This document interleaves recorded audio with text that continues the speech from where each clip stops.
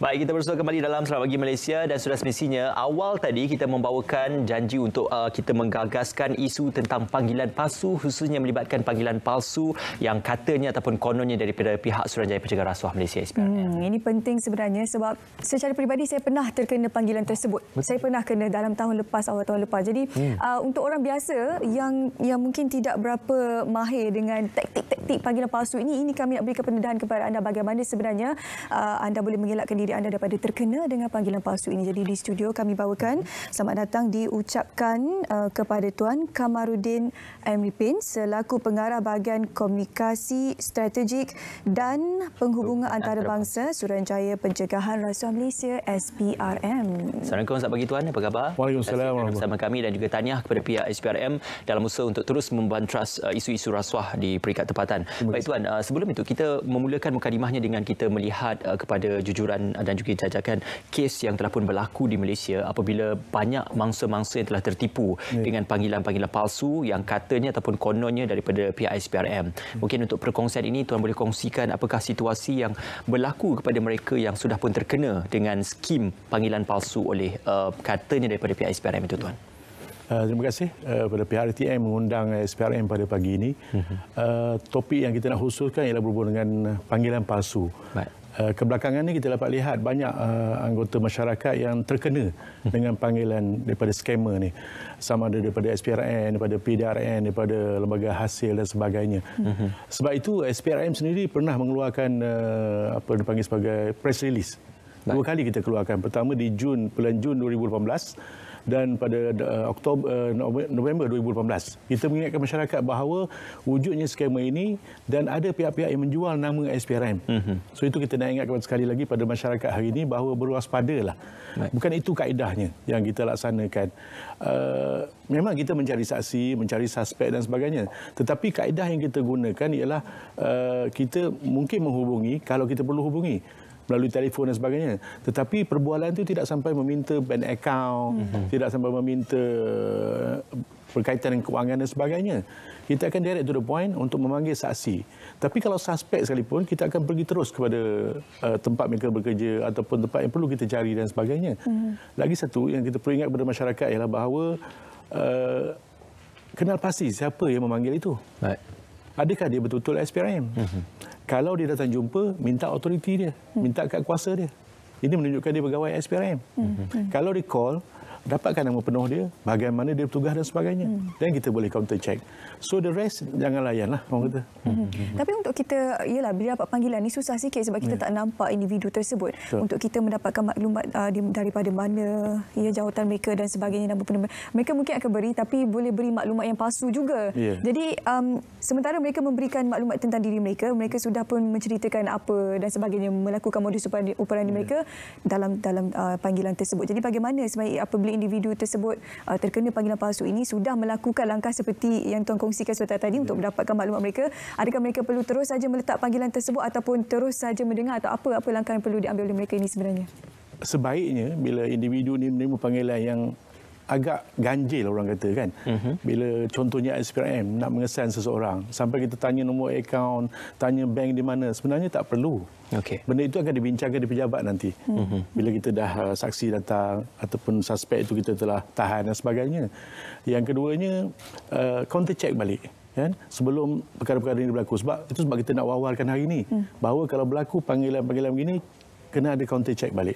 Hubungi pejabat-pejabat kita di negeri-negeri ataupun terus kepada hotline kita. Kita ada hotline kita 1-800-88-6000. Terus call nombor tu untuk mengesan. Sebab lately ni kita tengok ada juga scammer yang menggunakan nama betul-betul nama pegawai kita. Yang betul nama pegawai yang berkhidmat di SPRM pun ada sampai tahap begitu. Tindakan-tindakan telah kita ambil lah. Antaranya kita mengedarkan apa dikatakan sebagai public service announcement. Kita buatkan poster-poster beware of fake phone call.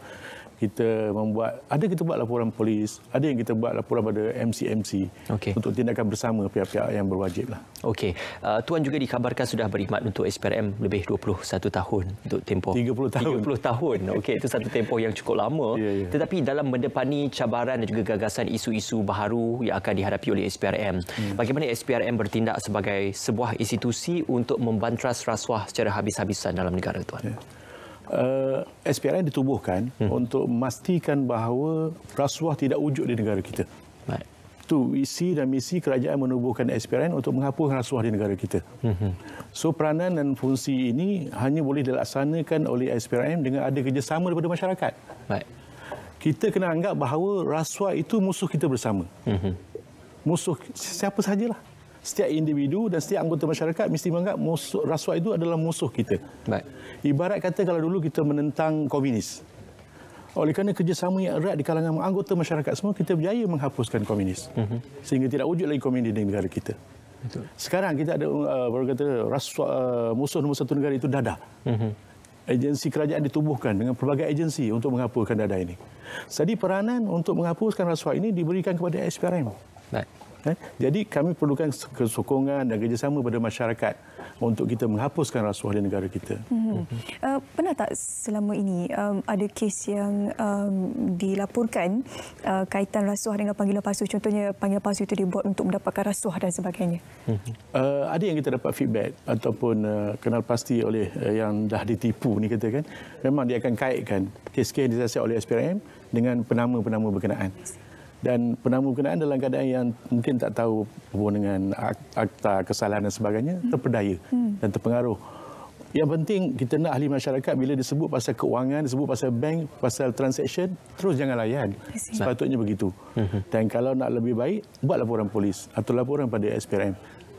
Okey, dalam proses pendakwaan bagi sesuatu kes yang melibatkan pendakwaan dan juga tuduhan kes rasuah, kita melihat kes contohnya untuk gagasan kes prima facie yang mana ada kes yang sudah dibawa ke mahkamah tetapi kemudian tidak didakwa ataupun withdraw kes tersebut. Jadi bagaimana situasi ini boleh berlaku dalam kita memahami proses pendakwaan kes-kes yang melibatkan rasuah? Kita mengharapkan anggota masyarakat memahami bahawa dalam criminal legal system, criminal justice system di Malaysia ini, kita mengamalkan what we call separation of powers. Baik. Kita ada 3 pihak. Pertama, eksekutif, legislatif dan judiciary. SPRM ditubuhkan untuk menyiasat kes rasuah. Apa saja kes rasuah kita siasat. Ada maklumat kita siasat. Tetapi satu lagi badan yang lain ialah dipanggil sebagai Jabatan Peguam Negara. Semua IP kita, kertas-kertas siasat kita akan kita submit, kita hantar pada Jabatan Peguam Negara ataupun pejabat Timbalan Bandaraya yang ada pejabat SPRM untuk membuat keputusan. Baik. Okey. Bila untuk mendakwa atau tidak mendakwa, untuk menarik balik pendakwaan, ini kuasa Jabatan Peguam Negara. Separation of power ini bagi kita cukup baik, cukup bagus. Kan? Supaya ada check and balance di sana. Bahawa kami siasat, biar pihak yang Jabatan Peguam Negara menentukan ada kesalahan atau tidak untuk didakwa di mahkamah.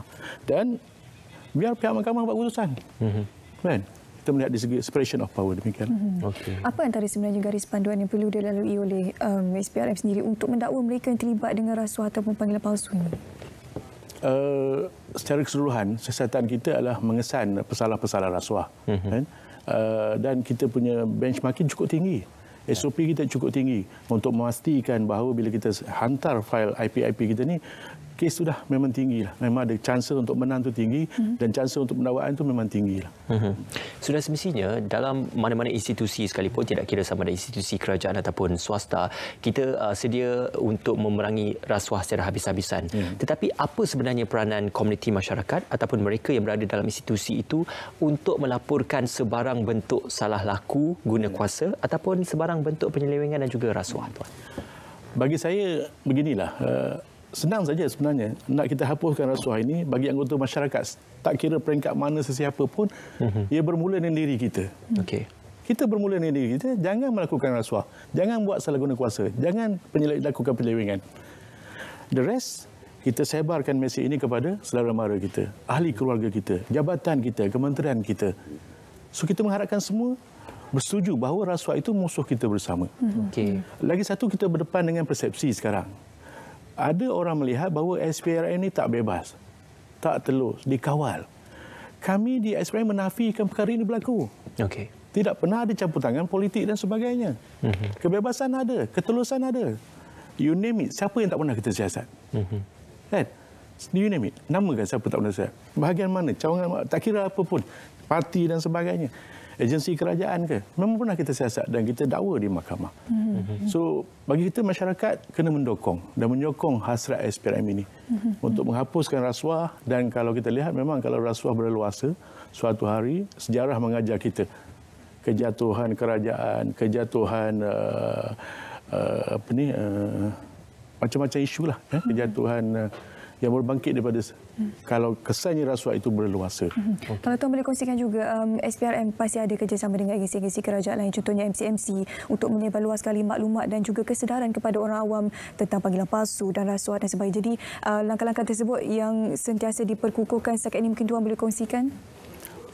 Kalau kita lihat, kita sentiasa berhubung dengan pihak MCMC dan juga pihak PDRM untuk kita membentras panggilan palsu ni. Normally yang kita takut sekarang ni ialah penjenayah ni one step ahead daripada kita. Biasanya begitu kan. So teknologi orang cukup canggih dan sebagainya. Tapi tak apa, dari masa ke masa kita akan terus membentras panggilan palsu. Okey. Dalam kita nak membantras rasuah, sudah pasti kegusaran kepada masyarakat untuk melaporkan itu kerana risau. Kalau yang melaporkan takut disiasat pula ataupun turut didakwa sebagai suspek ataupun pesalah. Jadi adakah mereka yang melaporkan itu boleh mendapat sebarang bentuk perlindungan saksi yang diperuntukkan dalam undang-undang, ataupun nak melaporkan perlu datang dengan bukti yang kukuh baru boleh melaporkan kepada SPRM? Ada beberapa peringkat laporan boleh dibuat. Saya cerita kaedah dia dulu. Pertamanya, anggota masyarakat boleh menghubungi nombor-nombor yang saya sebutkan tadi. Contohnya hotline kita, nombor SPRM di negeri-negeri. Yang keduanya, boleh melalui surat, menulis. Kan? Sekarang ni melalui email boleh, melalui online, sebagai kaedah. Yang ketiganya, datang jumpa sendiri pegawai kita. So the level of maklumat ni pelbagai. Tak semesti dah komplit. Tak semesti dah lengkap. Sebagai permulaan pun boleh. Ya, tips of the iceberg orang kata kan. Permulaan tu kita dah boleh mulakan. Ada kaedah-kaedah siasatan kita. Sama ada kita buat secara intelligent gathering atau kita buat open investigation. This our kaedah lah. So yang keduanya, saya nasihatkan anggota masyarakat ikhlas dalam melaporkan rasuah ini. Baik. Ikhlas maksud saya ialah betul-betul kerana nak menghapuskan rasuah. Jangan ada agenda lain. Jangan ada niat lain. Melaporkan rasuah ini kerana nak jatuhkan seorang dan sebagainya. Kita tidak mengambil kira faktor itu, tetapi kita melihat bahawa biar genuine case dan niatnya betul-betul nak menghapuskan rasuah. Bila itu yang diniatkan, maka senang kita nak berurusan. Dan kalau boleh, jangan diwawarkan pada masyarakat. Selepas datang ke SPRM, jumpa dengan media, melaporkan bahawa setelah melapor pasal orang ni. So, di mana kerahsiaan maklumat itu? Bagaimana kami nak bertindak kalau dah dibocorkan oleh pihak yang menyampaikan maklumat? Lagi satu, untuk makluman ahli masyarakat, anggota masyarakat, rakyat semua, bahawa kita ada akta-akta yang tertentu. Whistleblower Protection Act, Witness Protection Act. Kita ada akta-akta yang boleh melindung. Sama ada dia sebagai saksi atau dia sebagai pemberi maklumat. Okey, baik. Semua dah ready, ada. Baik. Jadi untuk terakhir kata daripada tuan sendiri, bagaimana untuk penuntut Sat Pagi Malaysia hari ini, benar-benar masihkah agar mereka tidak menjadi mangsa penipuan panggilan palsu ataupun rasuah tersebut? Please do the checking lah kita. Lakukan tindakan-tindakan yang check balik, double check dan sebagainya kan. Counter balik apa yang berlaku. Kita mengharapkan kalau berhubung dengan panggilan palsu tadi, hati-hatilah. Ya, tapi kalau berhubung dengan nak lapor rasuah dan sebagainya itu, itulah kita bersama balik untuk mencegah rasuah di negara kita. That's why kita ni slogan, rasuah dihina, maruah dibina. Kan? Okey, rasuah dihina, maruah dibina. Terima kasih sekali lagi kepada pihak Suruhanjaya Pencegahan Rasuah Malaysia, dan juga terima kasih kepada Tuan Kamaluddin M. Ripin, Pengarah Bahagian Komunikasi Strategik dan juga Perhubungan Antarabangsa Suruhanjaya Pencegahan Rasuah Malaysia SPRM. Baik, Syu, kita akan berjeda seketika. Ya, kami ingin bawa anda ke map Malaysia seketika untuk kita tinjau ramalan cuaca hari ini. Jom kita bersama.